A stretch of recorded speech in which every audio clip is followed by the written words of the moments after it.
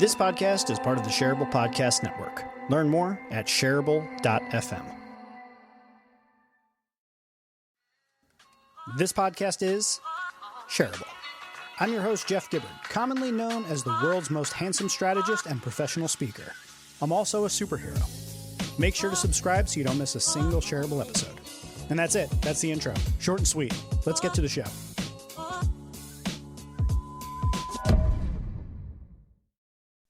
Today on Shareable, Johnathan Grzybowski is the co-founder of Penji, a service that simplifies the creative process by offering unlimited and on-demand access to dependable and vetted designers that will deliver a project in under 48 hours. Johnathan, welcome to the show. I'm glad to have you on my show after having been on your show, I don't know, 6-8 months ago, a year ago, something like that. Yeah, it's a long time coming. Thanks for having me. I appreciate it.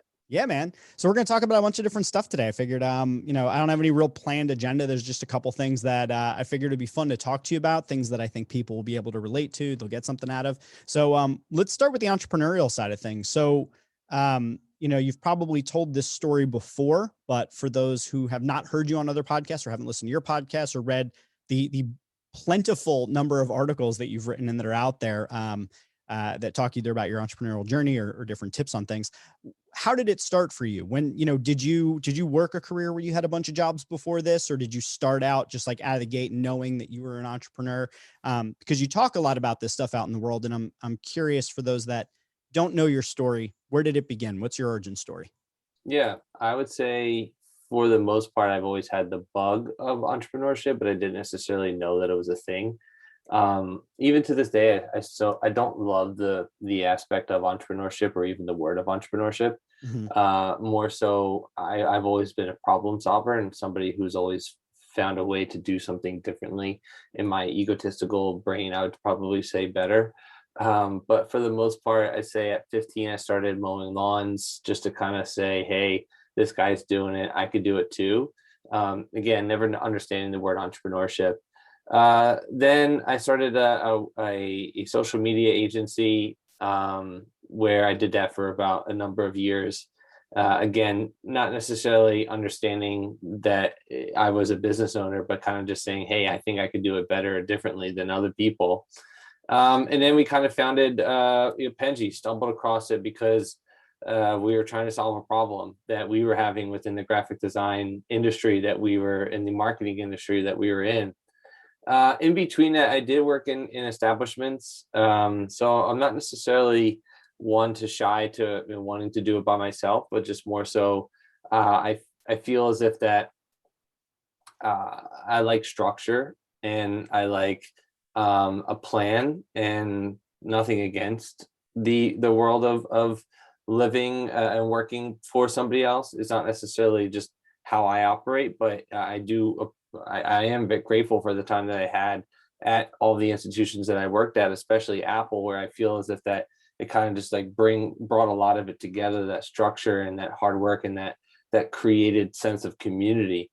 But Penji was literally founded by an accident, and we didn't even want to do it at the time. We just said, hey, this is a problem that we believe you may be having. We interviewed a lot of our closest friends and colleagues, and then they ended up answering what inevitably became Penji today. So break it down for us. What is Penji? And for our listeners, real quick, this is not a commercial for Penji. It's to set context for the rest of the discussion. Yeah, sure. Absolutely. Should I put my commercial voice on? No, I'm just kidding. Yeah. So at Penji, yeah, you have a much better voice than I do. Probably people. It's just a better mic setup. I'm just in a better studio setup. That's all. I think you have a fabulous voice. I appreciate that. I hope people are still listening to my annoying voice anyways. But anyways, Penji is an on-demand graphic design service where you essentially just have vetted designers that are available to you at any time. You sign up for the service, you put a request in, you get it back in under 48 hours. So we're trying to challenge the status quo of like a traditional marketplace where you kind of just send in whatever it is that you want. You get 800 things back. You have to choose from it. It's a little bit more refined in that aspect. And it's a little bit different than like a marketing agency where we're not necessarily, holding your hand the entire way, where you're telling us exactly what you want done based off of feelings and emotions. You can say, hey, I like this and I want it to look like that. and then you send it away, and a Penji team member is going to get on it immediately. So I can immediately think of like hundreds of applications for this. But let's back up before we get too deep into that, and let's get back to the start of the whole thing. You said you saw a problem out in the world, which is kind of why you decided to start this. And similar to you, I had a social media agency for a while, and one of the things that came up time and time again was like content for social. And one of the big things there is graphic design. Like even if you're just putting up a quote or you're putting up, a status update or something like that, it was evident like pretty early on that those were the sort of pieces of content that were getting more traction, things that were more highly designed, things that just caught your eye in the news feed amidst a sea of text. So what was the problem that you were dealing with that caused you to say, oh, this is a thing out in the market, let me do some research and ask around and maybe start a company? Like walk us through that a little bit, if you would. It's a pain in the ass to hire people. So when you try and you find a way to, when you need a graphic designer, right, there's a couple of aspects. So a designer in particular is primarily good at one particular style, but they may not necessarily be good at many other things. So for example, they might be really good at web design, but they're terrible at logo design. They might be an illustrator, but they might be really good at illustrations, but they can't do traditional pamphlets of like a marketing material. And so we wanted to kind of come up with the idea of like a Swiss Army knife for all things graphic design. So you can ask for things like a logo, a web design, a social media content, and things of that nature, and still have it housed in one place. So the problem that we're solving is the Swiss Army knife of and the specialized group of people versus that of one. We're solving the problem of the hiring process, in addition to also finding, like researching and looking for the actual designers. We're solving the cost aspect of it as well, because we're only $500 a month. And then the last thing that we're solving is the communication piece.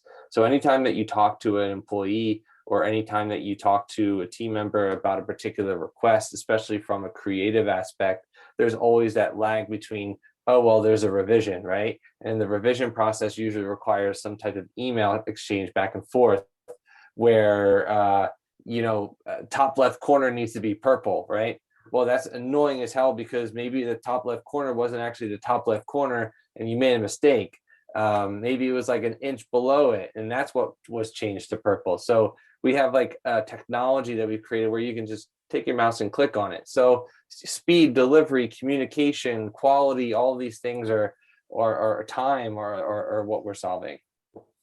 Got it. Okay. So now let's walk through some of the situations where that might be useful. And then I want to kind of go down some paths of some things that I think might make sense for us to continue down. But so who utilizes a service like this? I'd imagine agencies are one of them. I'd imagine this could really spread out to anything like law firms, healthcare entities, like anybody that needs something designed. Yeah, I mean, pretty much. Agencies are really big. Businesses. There's a lot of people that are in the world of marketing, but they don't actually have graphic design help. They don't have a skill for graphic design. I am one of those people. I know what looks good. I know what can potentially make customers buy or at least obtain interest, but I can't actually do it. So like I am the perfect customer of Penji, right? And I'm one of the co-founders. So those are the types of people. Is anybody that's consistently creating content are the best types of customers, because there's an ongoing demand. How long did it take to get people to, I guess I would say, how long did it take for this to gain any sort of traction? Because one, it's kind of a new model. It's also kind of similar to some other models that are out there in somewhere, and it kind of tangentially touches on like a Fiverr, kind of similar to a design pickle that some people have heard of. But ultimately, I like the way you described it, because it does address some of the issues of working with a single designer. All the single designers that I've ever worked with, I absolutely love them. But what I would ultimately run into with any of them was like, oh, I really like your style, but this style is like very corporate. And like, can you go outside of your comfort zone of this style to do very corporate, or vice versa? Like, you have really great corporate design skills, like very like aesthetically clean, the whole thing that people, but like, this is for something that's like really fun and out of the box. Can you do that? So I like how you solve that problem. The thing is that this is, as something that's slightly different and a local business, it's something where you have to kind of gain the awareness that this thing even exists and what the value is for it. How long did it take to get Penji to a place where you were, you weren't like fighting to keep the lights on?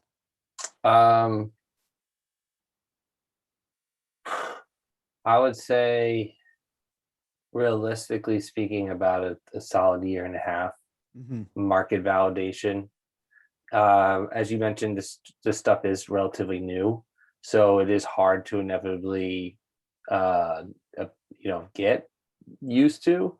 But I think a couple of things that separated us from the beginning has been the idea of just the graphic design of how we portray ourselves versus the competitors. You mentioned one of them. I think overall, we had some really good positive reviews and press that allowed us to obtain really good opportunities from a local level.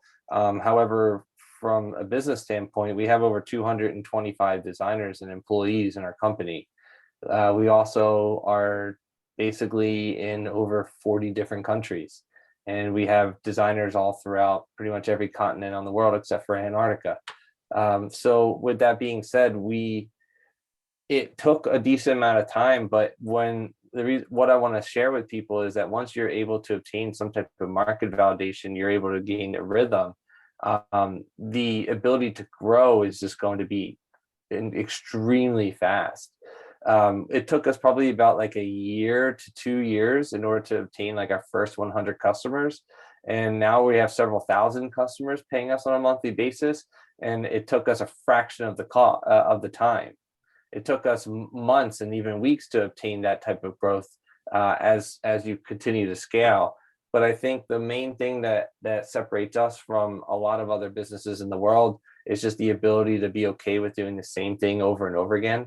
We're extremely specialized in the aspect of what each person does in the company, and nobody necessarily steps on each other's toes. So it's about the leadership aspect of like, yeah, it takes a while to get used to that market validation, but I wouldn't necessarily let that deter you. If you're listening to this right now and you're struggling with market adaptation, if you continue just doing quality work, if you continue just like talking to your customers, those are the people that really matter. It doesn't really matter about the market validation, because our ability to obtain referrals is actually stronger than that of our actual marketing efforts. And that's just because of the good work that we do for our customers. Let's walk through a little bit the process, because all I could think of there is like, okay, year and a half, 2 years. There might be somebody listening right now, think of building a business, and maybe that sounds like you start the business and then you just work and work and work and work and work for a year and a half, 2 years, whatever. But there's different stages in that growth. There's certain things you have to kind of think about taking on early on. There's certain milestones that you might hit. I don't know if you have a way of thinking about it in terms of like phases or stages, or any sort of a way of like progressively checking your progress on it. But, I remember I've started a number of businesses over the years, and it gets clearer and clearer to me sort of like, what are the things that I have to think about at each stage? What are the most important things? What are the things that could wait till much later? If you were going to kind of make the blueprint for someone of like how you would start Penji today, if you were to look at like, what are the steps you would go through? Could you paint that picture for people? Yeah, absolutely. I also want to say that, like, just because the market adaptation took a year to year and a half, that doesn't mean that that's all we've been in business for. Penji's been in business for almost 5 years. I've been, and my co-founders have been in the game of entrepreneurship for almost 10. So there was 5-6 years. I'd even say as far as like 7-8 years of just complete horse crap and failure. And it wasn't up until the past couple of years to a couple of months or so where we really would deem ourselves successful. And we're also extremely hard on ourselves. So yeah, classic entrepreneur stuff. Don't recognize your accomplishments. Exactly. Yeah. So, I mean, 200 plus people is an accomplishment that very few people are able to obtain. And we understand that, but we also know that this was never the goal. The goal is so much more than just what we experience now. But I think the steps that you should take is, number one, I think you should pave your own highway. And I'll try and be as brief as this is possible so people can take away some bullet points here. But number one is pave your own highway, where it sounds cliche, but I think from the beginning, we in particular wanted to be a good company, and a company that does good for our community. So in addition to that, we're also what we believe is good people. So we wanted ourselves to be proud of our future selves. And we built a company and an establishment that was kind of community first. We obtained our first about 25 customers from nonprofits because we offered our services to them at a discounted rate. And it's something that has forever gone through throughout the course of every single year. We bring about anywhere from 10 to 25 nonprofits into the business, where we offer our services to them for $1 a month. And that's just been the DNA of our company from the very beginning. And so we established that highway as in, we want to be a good company, we're doing good things, and nobody can take that DNA from us, right? So that's from the get-go, you want to do that. And you want it to be real, right? Because if you want to just donate to the homeless or something like that, people can smell that crap from a mile away if you don't give a crap to the homeless. We eat, breathe, and sleep the world of giving back to our community. And we've even created new things from it, especially with all the hate in the world, with Asians, Penji against hate, with the Asian hate going on in the world, the hate against the Asian community. We have a campaign called Penji for Good, specifically surrounding around that. If it's against, and if your organization is against, is helping in fighting the world of hate, then we want to be a part of that, and we'll offer you a discount because of that. So that's number one, pave your own highway. Number two is going to be survive. You got to do whatever the hell it takes in order to generate profit. Like, simple as that. And from us from the beginning, we wanted to kind of start micro, because I know you locally, but a lot of people may not. But we started in Philadelphia. We literally cast a net of about 50 miles. And we said we want to be the most popular company in that 50-mile radius. It took a little bit of time, but I think we got it. Number three would be just make smart business decisions backed off of data, right? Like, you want to make sure that data is the most important thing to this day. It is the only reason that got us here, is that we can say, okay, this customer canceled because of X. This person became a customer because of Y. Features have been created, not based off of one person stating that they wanted something, but a group of people stating that they wanted it. So literally every aspect of our business is data driven, and we're not making a single decision in our company based off of emotions. And as an entrepreneur, all entrepreneurs can be very emotional individuals. And we wanted to remove that entirely and say, listen, we need to think about this business not as a human being, but as just like a data, as a robot. You know, if you input a calculation, what spits back out? And for the most part, that led us to making smart and quick decisions, might I add. And then the last thing I would say is just the step forward would probably be stay focused, right? And I think I said it a little bit earlier, but my job is to kind of be on podcasts and promote Penji, but also the focus on the customer experience. Then we have other people that are specifically doing marketing related tasks, and then design related tasks and development related tasks. So everybody has their own job. And we in particular as a business do one thing, and we do one thing really well. We don't stray outside of that little pattern. We do graphic design. Like, that's it. If you were to say, what is Penji in 2 words, graphic design, that's it. We don't do anything else outside of graphic design. So those are, I would say that is like a very quick blueprint to how I would start Penji if I were to do it all over again.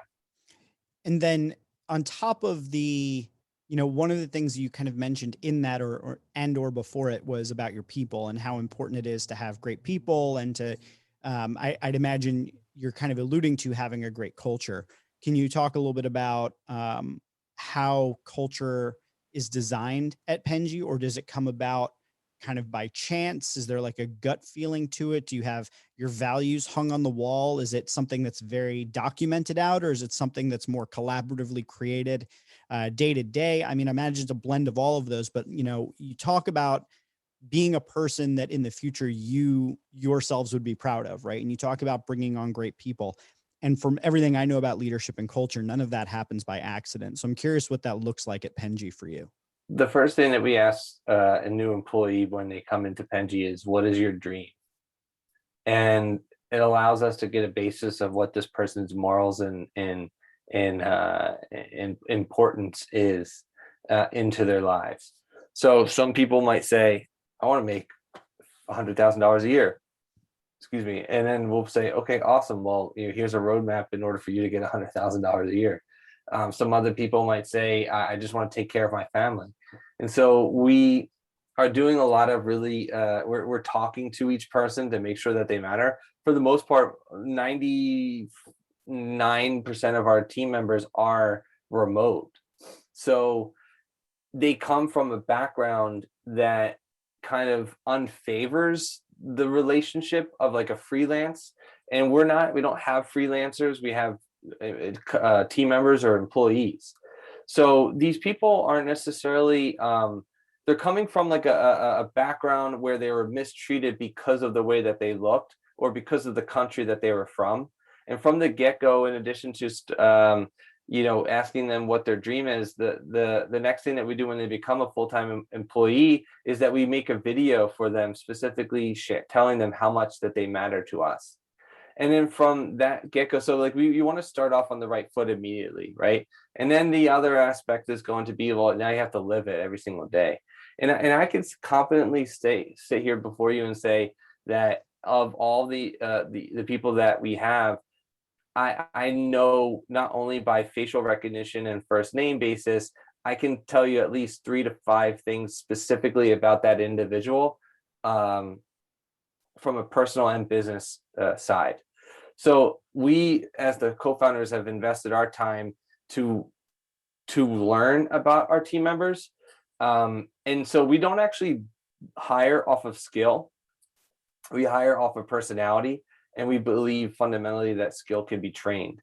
So even if the designer necessarily is like quote unquote bad, we still give them the benefit of the doubt and we understand that they're a good person.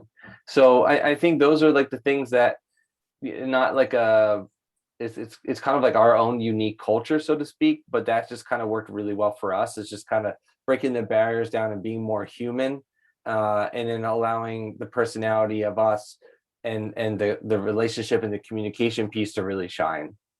So you've asked a lot of different people then, apparently, what their dream is. So let me ask you, what's your dream? My dream is to create something. I would say it's like I have a personal one. I have like a business one. The business one I would say is to create something incredibly revolutionary that a lot of businesses are able to not only afford, but to be able to receive a benefit from. I think graphic design is the start to the way that we're able to allow businesses this type of access to the service. And I think so, as mentioned, this is just the beginning of it. On a personal level, my goal would be to one day own a winery. I'm very much so into wine. And not in the aspect of like the stupid social media influencer that people keep thinking about, but like I legitimately love wine. I love what it does to people. I love the social aspects of alcohol, because anytime that you have a beer or a wine, you're usually, for the most part, sharing it with either a loved one, a friend, and you're having a really good conversation. And so bringing in the aspect of like my love for wine and the social aspects, I'd love to have a winery where, it kind of merges all that together, where people can just come in and have a good glass, hopefully have an amazing view, and be able to have like really kick-ass bottle of wine. That is fascinating. Next time when you come over the bridge, we'll have to go grab a glass of wine. Yeah, sure. Absolutely, man. I just came back from the Finger Lakes Sunday, which is a really good region in the United States for wine. Really? Yeah, dude. I did not know that. I have literally never heard that before. Yeah, I mean, I would say it rivals. I think it's better than Napa Valley. Everybody in America, they're always like, California Reds and all that stuff. Like, no, I actually think, I personally believe that even better wine comes from the Finger Lakes, and the more expensive wine comes from like the Napa Valley area. That's just my palate. I like natural wine, so a lot of like off the beaten path, like organic ways of producing sustainability actions that are taken, and there's some incredibly amazing wineries here on the East Coast that, again, it gets overlooked because of the East Coast, but the Finger Lakes, about 2-3 hours north of New York City, is amazing. But my point in saying that is, I'd love to share a glass, but I have close to about 60 to 70 bottles of wine that are currently inside in my basement, just waiting for any particular moment that I feel like really moody about a particular bottle. And it's kind of weird because like I don't drink any of them, and I kind of just collect them at this point. That's funny. I have a buddy that collects whiskey, and a lot of times he has bottles that like he hasn't opened for like years. And I'm Right. like, dude, what are you doing? Just like drink them. Like when I'll Right. buy like a nice bottle of whiskey and I'm like, all right, let's crack it open. Yeah. So what I wanted to ask you about is, so asking about your dream, it's interesting because, you mentioned the winery as, and owning a vineyard and doing all of that as a personal goal. You talked about, being able to create something of immense value that's affordable for businesses. You talked about your entrepreneurial journey. When I was a kid, I had all sorts of different dreams about what I wanted to do. And then even throughout my teens up through even like my early 30s, I had all these different dreams of what I wanted to do, what I wanted to be, what I was going to do. And none of them have exactly come true. Maybe some of them have been like influential in the path I took, but I am actually really curious about where your original, like if I were to ask you that question about what your dream is back in the day, like back when you were like a little Grizz, not a full Grzybowski yet, but just like a little Grizz, Mhm. what would you have said early on? And do you think that any of those sorts of influences helped shape the direction that you went? So it's a good question. So in grade school, I wanted to be a video game designer. Word. Yeah. So I don't know why. I was just probably obsessed with video games, Video games are but awesome. they are. I agree. Big Apex Legends fan. If you ever played. Um, I'm on Destiny, so Fair enough. I mean, it's still yeah. a good game, but um, to say, I don't know if you want this answer, but I will. I can confidently say to you that this is the truth. That the goal that we've had from the beginning of the entrepreneurship career has never really changed from what it is today. We always wanted to create something where a lot of people receive benefit from. We just thought that what we originally thought it was isn't what it became. But that was probably the best thing that has ever happened to us. So like the Um, goal was the same, but like the delivery of whatever to get to that goal correct. has changed. So the path to get Exactly. the destination the same, the path you took to get there was different. Exactly. Yeah, exactly. Okay. That makes perfect sense.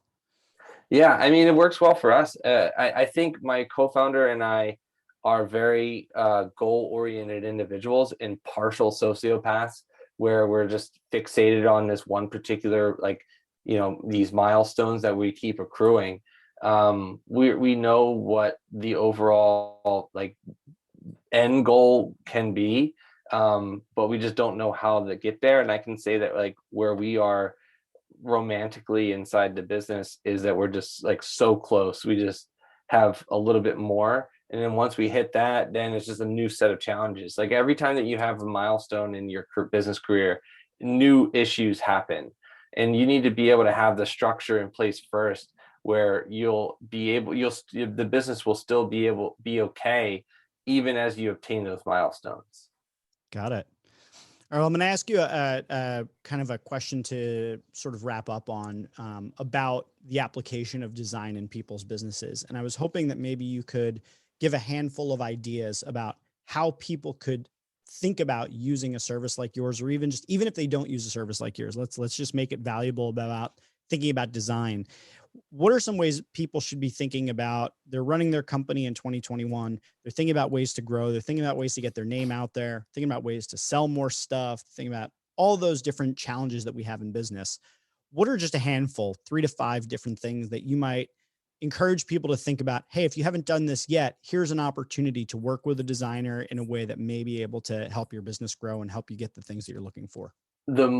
I will do anything, and I legitimately mean anything, to obtain 1 additional hour in my day.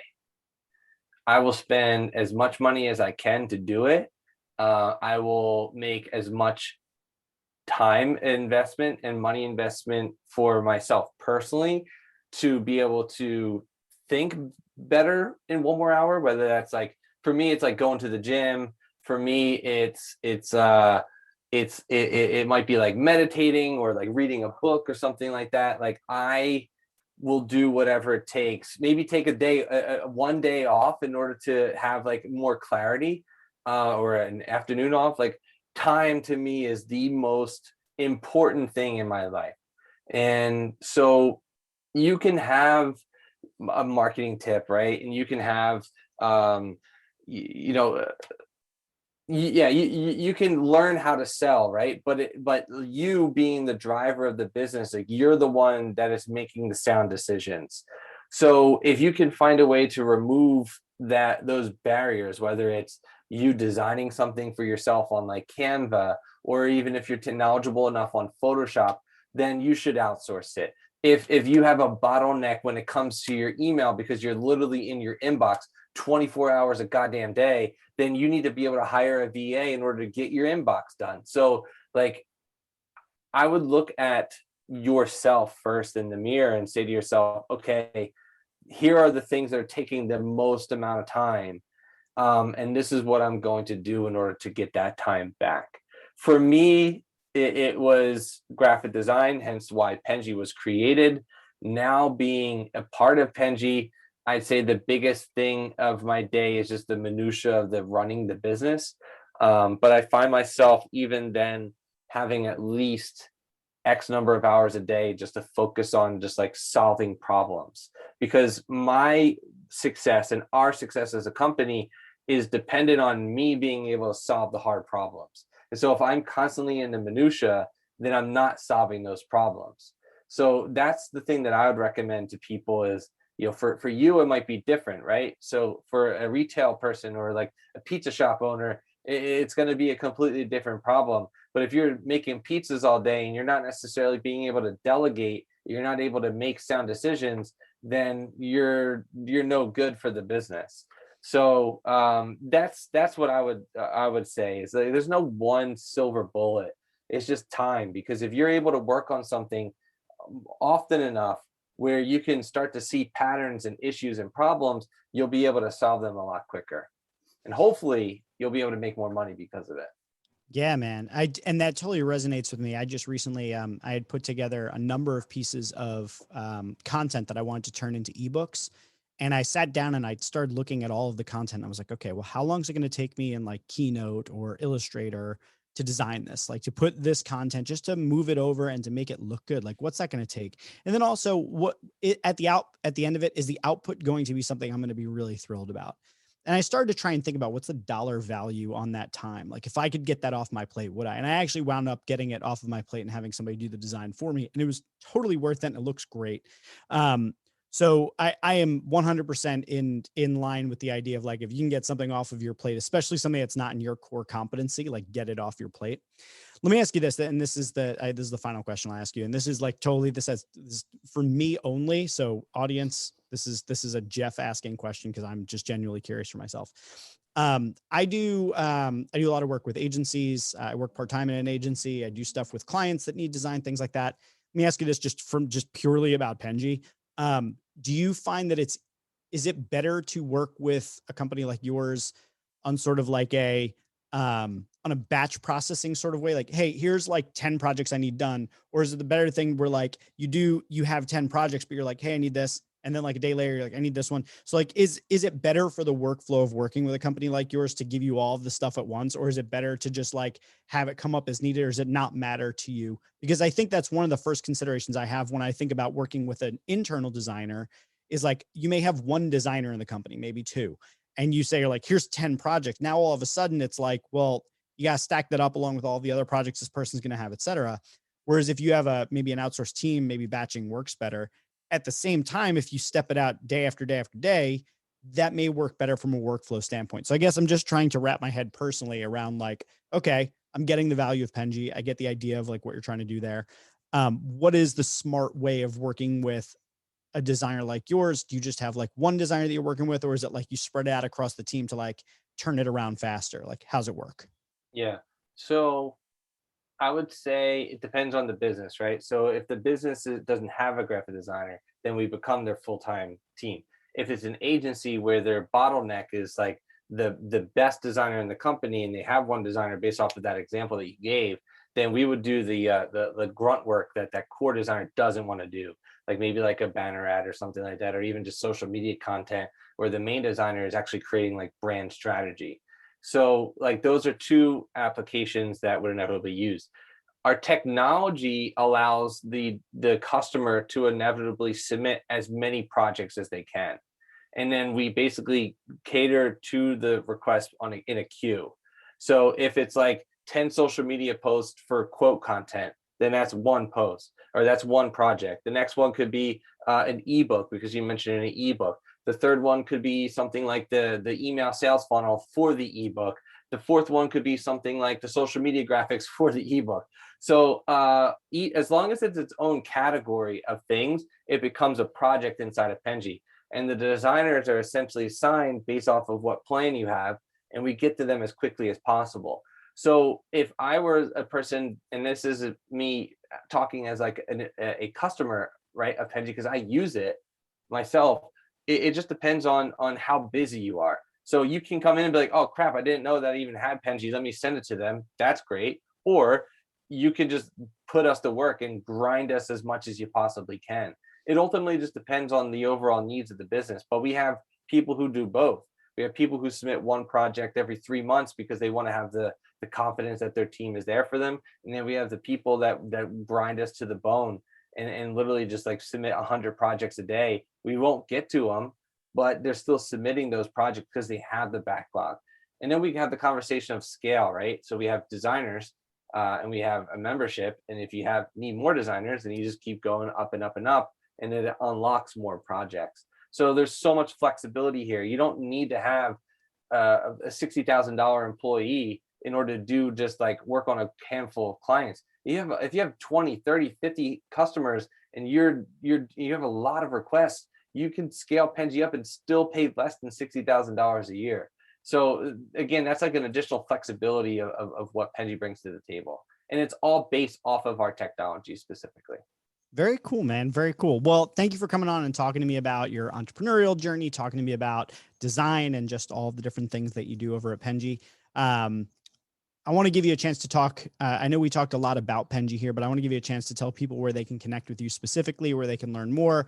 And another thing I'd really like you to point out in this period of the show that I want to give you for shameless self-promotion is where they can go to read some more of your articles, because I've read a number of the things that you've written online, and I think you do a really, really great job of putting together super valuable content, a lot of like really tangible takeaways, a lot of really interesting ways to think about things. So if you wouldn't mind, as you're telling people where they can connect with you, also where they could read some of your work. Yeah, so I would say penji.co is going to be the main one, penji.co. I used to have a podcast that you were on. I've actually stopped it because creatively, I just didn't feel like my heart was in it. Although I absolutely adore it. It was like one of my first loves is podcasting. But it's yourmindgrapes.com, I believe. Your Mind Grapes. Let me just double check that. Yeah, yourmindgrapes.com, because everything in my world is CO. But yourmindgrapes.com, it's something a little bit different that I'm trying to do, which is just to create a general resource for entrepreneurs and business owners. And I hope to be able to grow that into something really special with an email newsletter of some kind. But yourmindgrapes.com and penji.co. I love that you use mind grapes. The 30 Rock reference is strong. Yes. Yeah. And honestly, I wasn't even a big 30 Rock person. It was always a phrase that like I would say. And I was just like, oh, what's on your mind grapes? And then I just like started researching it more. And then I keep seeing the 30 Rock reference. I end up knowing what the reference is now, but it didn't even come from that, to be honest with you. That's funny. Yeah. Right on, man. Well, thanks for coming on. Set aside the time. Sorry your heart wasn't in the podcasting thing towards the end of it. I mean, when we had an interview, it was clear that you were feeling it at the time, but this does take a toll on you. It can take a toll on you. It's to keep it going, to keep a podcast going is tough. It's why most podcasts only last up to 10 episodes, or like something like that, because it's just, there's a lot that goes into producing one. I find this to be one of my favorite things that I get to do is like, honestly, like if nobody, I love you audience. I really do. I love every single one of you that listens to Shareable, but like if I had 0 listeners and I could just get on and talk with smart people and pick their brains 100%. And ask them about their experiences and everything, like I would do that. I'm just like lucky that people do listen to Shareable, because then it's like, it's not a conversation, not gone to waste, but like all of the additional value from those conversations gets to be shared with other people, which exactly I just absolutely love about it. I guess that's why I would name this show Shareable.